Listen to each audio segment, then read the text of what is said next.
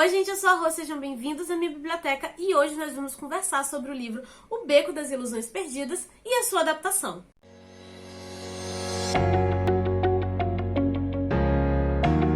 O Beco das Ilusões Perdidas foi escrito pelo William Lindsay Gresham, eu acho que assim pronuncia o sobrenome desse homem, e ele foi publicado pela primeira vez em 1946. Só que em 2021 ele acabou ganhando essa edição aqui pela editora Planeta. E lembrando que se você tiver interesse, de adquirir esse livro depois, tem link de compra aqui embaixo no box de descrição, e você comprando por esse link você ajuda o canal sem pagar nada mais por isso. E aproveitando que você vai dar uma conferida aqui na descrição, já deixa um like no vídeo para ajudar na divulgação do canal e se inscreva se você não for inscrito, porque tem muita coisa bacana saindo por aqui. Pois bem, apesar da capa, vir falando que é um clássico da literatura norte-americana, eu nunca tinha escutado falar sobre esse livro, até ver o trailer do Guillermo del Toro. Inclusive, o filme veio com um nome diferente, na verdade ele veio como O Beco do Pesadelo, e óbvio que pelo fato dele ser um dos meus cineastas favoritos, eu fui comprar o livro para poder fazer a leitura antes de assistir o filme. Aqui a gente vai conhecer o Stan Carlyle e a gente vai acompanhar, a carreira dele, que se inicia ali como um assistente de circo, e também algumas mulheres que foram muito presentes durante a sua vida,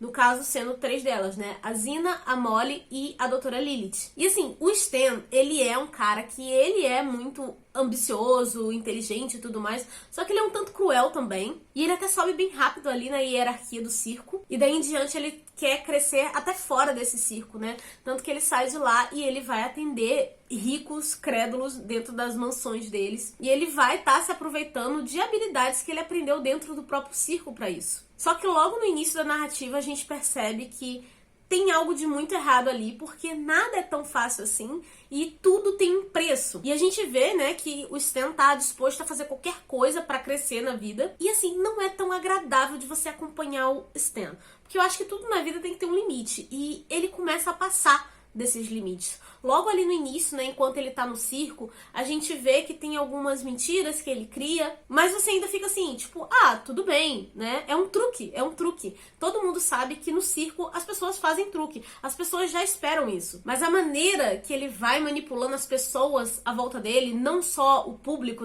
mas também como alguns colegas ali de dentro do circo, começa a incomodar. Porque a gente vê que ele só tá querendo aprender as coisas ali em benefício próprio, e as mentiras e os golpes vão meio que escalando no decorrer do livro, até o ponto que ele vai estar abusando da fé das pessoas e manipulando corações feridos. Basicamente tudo que ele faz é uma grande mentira, e mentiras são muito perigosas quando a gente começa a acreditar nelas. E logo no início, gente, a gente percebe, pela vibe, o rumo que as coisas vão tomar e algumas atitudes do Stan, que as coisas não vão ter como acabar bem. Ninguém consegue manter tantas mentiras e sair ileso. O que pode variar aí da experiência de leitura de cada um é o momento em que você vai passar de simples curiosidade, pra saber o que vai acontecer no final da história, para o momento que você vai começar a torcer pela desgraça do Stan por causa das coisas erradas que ele tá fazendo. O meu momento em particular foi quando as coisas começaram a dar errado pra Molly. A gente também vai ter aqui algumas partes que são flashbacks, algumas lembranças da infância do Stan.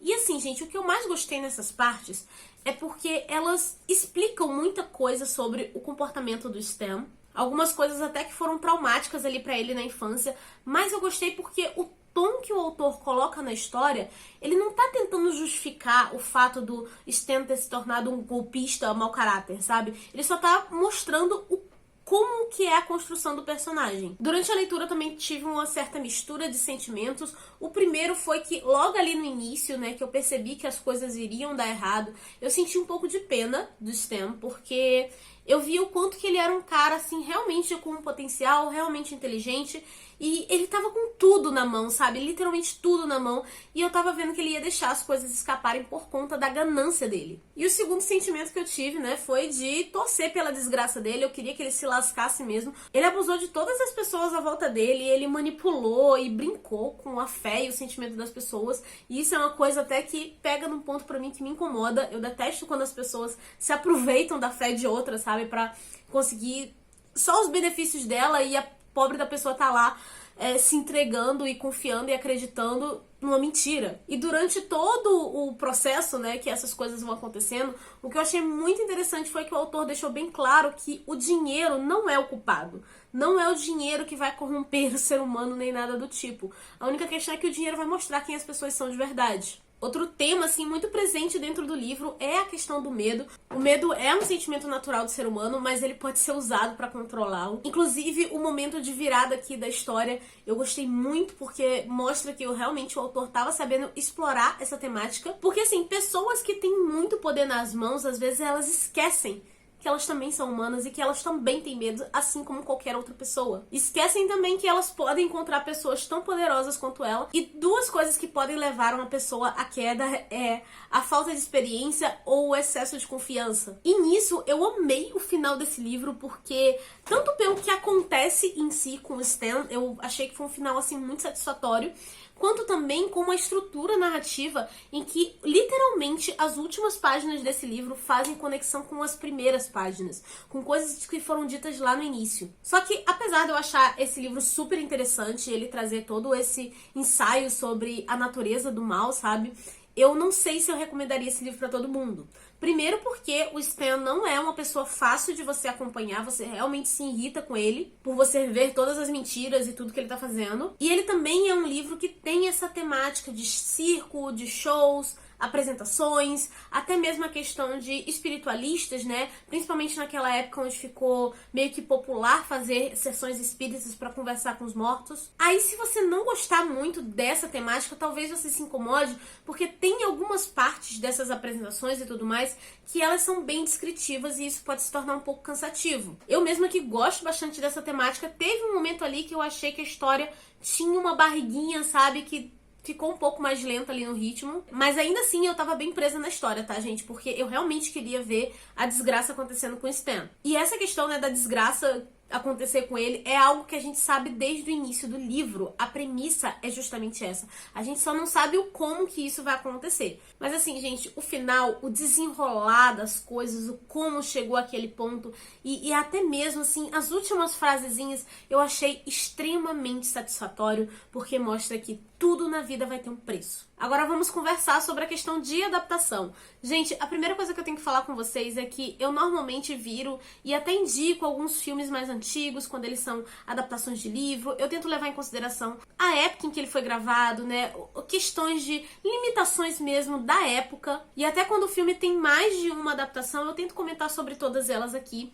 Só que eu descobri o meu limite, né, pra filmes antigos, que no caso é a questão do filme ser preto e branco. Eu tentei assistir a primeira adaptação que esse livro recebeu, que inclusive o nome dela é O Beco das Almas Perdidas, só que assim, eu não consegui passar de 15 minutos pelo fato do filme ser preto e branco.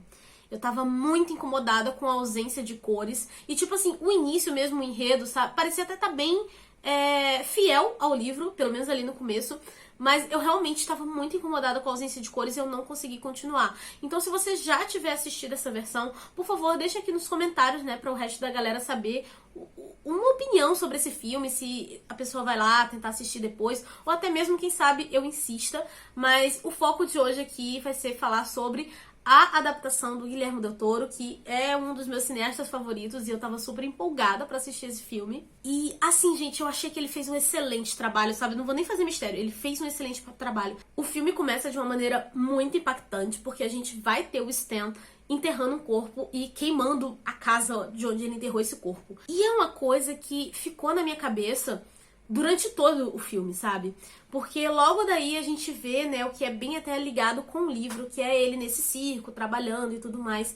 E ali no início, eu achei que a atuação estava muito bem feita, porque tem momentos em que o Stan, ele é gentil, ele é carinhoso, ele é simpático até com os outros trabalhadores ali do circo. Tem um momento até que ele se mostra muito apaixonado pela Molly. E é agradável de você acompanhar ele nesse pedaço da história. Só que a primeira cena do filme, né, que é esses primeiros segundos aí sobre o rolê da casa e tudo mais, fica tão fixo na sua cabeça que você não consegue acreditar que ele seja realmente daquele jeito. Porque você pensa assim, ninguém está enterrando os corpos por aí e queimando casas à toa, né? Então assim, você fica muito curioso pra saber quem é ele de verdade. Sem contar que essa primeira cena, né, deixa muito nítido a questão de as coisas vão sair do eixo em algum momento e é só questão de tempo. Sobre as 3 mulheres presentes, né, que eu citei ali do livro, elas também estão no filme, só que eu achei que a Zina, ela não foi tão explorada quanto ela é no livro. No livro ela tem muito mais partes, muito mais diálogo, muito mais presença. Aqui eu confesso que eu tava esperando uma presença um pouco maior dela, porque é uma atriz que eu gosto muito, só que a gente percebe que tiveram essas alterações e algumas das falas dela e coisas ali importantes pra acontecer passaram pro Pete, que é o marido dela, porque isso deixaria a história mais dinâmica e reduziria um pouco o tempo de tela, até porque esse já é um filme longo. Eu achei que o Guillermo del Toro, ele teve que mexer em algumas coisas ali em termos de direção, de roteiro, pra poder conseguir trazer toda a essência do livro naquela quantidade de tempo. Não é algo que vá atrapalhar sua experiência, na verdade eu achei até que deixou mais fluido, e eu gostei mais do Pete aqui no filme porque a gente entende as várias camadas dele, enquanto no livro eu ficava tipo, vai dar ruim em algum momento, mas eu não me importava tanto com Pete. Inclusive, eu achei até que criaram alguns diálogos que são até um pouco mais interessantes do que no próprio livro. No livro, as coisas acabam acontecendo um pouco mais devagar. Sobre a Molly, eu simplesmente adorei. Eu já gostava dela no livro e eu gostei bastante dela aqui no filme. O que tem de diferente é porque no livro eles mencionam o passado da Molly, né? E é uma coisa que logo ali nas descrições do passado dela, você se apega muito rápido a essa personagem. Aqui no filme, por mais que não tenha isso, a gente consegue se apegar a ela porque eles decidiram trabalhar um pouco mais sobre o relacionamento dela com o Stan e o como que ela se sentia. E a maneira que o filme foi montado faz a gente se apegar a Molly do mesmo jeito e também ter muito aquele sentimento de proteção, sabe? A Molly é uma personagem que você olha pra ela e você quer proteger essa menina. Sobre essa questão de mostrar o passado dos personagens, aqui no filme eles não mostram tanto o passado do Stan. Na verdade, eles só mencionam em alguns diálogos, mas eu achei que foi bem construído para passar a informação necessária sem ficar como diálogo expositivo e também sem comer muito tempo de tela. E eu achei isso muito bem feito, porque assim, o que é importante o espectador saber pra entender o desenrolar da história tá ali. Agora, uma coisa que eu senti falta realmente, apesar de não atrapalhar a experiência, é o final da Molly, sabe? A gente vê uma cena ali, mais ou menos perto do fim do filme, e a gente entende o que vai acontecer, a gente sabe o que vai ser seguido ali. Vendo pelo próprio filme a gente entende isso, só que o final do livro pra Molly tem, tipo assim, literalmente um capítulo que é mostrando o que aconteceu. E eu achei que aquilo ali me deu uma sensação muito mais gostosa do que no filme, sabe? Eu fiquei muito mais satisfeita vendo efetivamente o que aconteceu com ela do que no filme, né, que a gente só deduz o que aconteceu. E assim, apesar de ter várias pequenas alteraçõezinhas, como eu falei, o filme é um filme longo, gente. Ele tem, acho que, 2 horas e 20 e poucos minutos, mas eu não senti esse tempo passando. Eu fiquei presa do início ao fim, sem me incomodar com o tempo, sem achar que tá demorando. Então, todas as alterações que foram feitas, eu acho que realmente elas foram necessárias pra deixar o filme mais fluido e dinâmico. Porque eu acho que se fosse exatamente igual ao livro, talvez não ficasse tão legal. Eu já conversei isso com vocês, né? Que nem tudo que funciona numa plataforma pode funcionar em outra. Então, às vezes, o que fica legal e bem descrito, bem desenvolvido no livro, às vezes no audiovisual pode parecer lento e chato.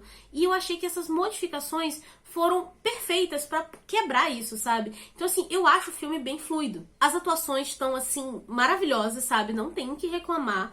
E eles colocaram um elenco de peso aqui. Eu acho que a única, assim, questão que foi de expectativa mesmo foi o fato da Zina não aparecer tanto quanto ela aparece no livro.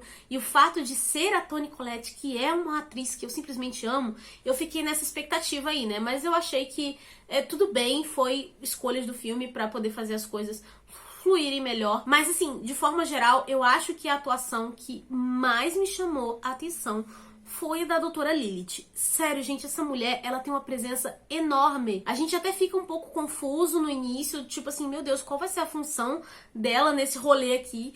Mas dá pra entender perfeitamente, tanto no livro quanto no filme. Aqui, com essa atuação, gente, ficou perfeito, sabe? Ela é uma mulher que ela entra no ambiente e você já sente a presença dela. E você já se sente intimidado de certa forma. Inclusive, quando vocês estiverem assistindo o filme, prestem muita atenção no diálogo, nas coisas que ela fala, nas expressões dela, porque tem coisas ali que são sutis, mas são muito importantes pra gente entender a função dela dentro dessa história. Sobre a estética, gente, do filme, é simplesmente belíssima, né? A gente não tem o que discutir. As duas ambientações, né? Tanto a parte que ele tá no circo, quanto ele tá lá na cidade e tudo mais, fazendo os shows, e a parte do espiritualismo. Cara, é muito bem bolado. A pessoa que fez, né, que montou todo o figurino, todo o cenário, cara, foi assim perfeito. Fotografia e estética belíssima, maravilhosa, zero defeito, não tem que reclamar. Tem uma escolha ali de cores e de iluminação que dava vontade de parar o filme. E, gente, isso aqui é um quadro. É pra você admirar, sabe? Porque eu olhei assim, gente, mas que capricho, sabe? É uma coisa assim muito cuidadosa assim nos mínimos detalhes. E além deles terem esse cuidado, né, com iluminação, cores e tudo mais, a forma de posicionamento de câmera é perfeito. Eu simplesmente amei esse filme. Realmente é um trabalho incrível do Guillermo del Toro, até porque ele soube manter muito bem a essência e a mensagem que tem dentro do livro, mas ele soube acrescentar a sua identidade a essa história e ficou maravilhoso, e com certeza é um filme que vale muito a pena vocês assistirem. E bem, gente, era isso que eu tinha pra conversar com vocês hoje. Eu espero que vocês tenham gostado. E me digam, né, se vocês já leram esse livrinho aqui, ou se têm a intenção de ler, ou se já assistiram o filme. Me contem aí o que vocês acharam. Eu vou adorar conhecer a opinião de vocês também. E é isso, né, gente? Lembrando que caso você tenha interesse em adquirir esse livro, o link dele vai estar aqui embaixo no box de descrição. E você adquirir através desse link, você ajuda o canal sem pagar nada mais por isso. Por favor, antes de você sair do vídeo, não se esqueça de deixar um like, nem de se inscrever no canal. Eu vou ficando por aqui, a nossa conversa continua nos comentários. Eu vejo vocês no próximo vídeo. Beijo e tchau!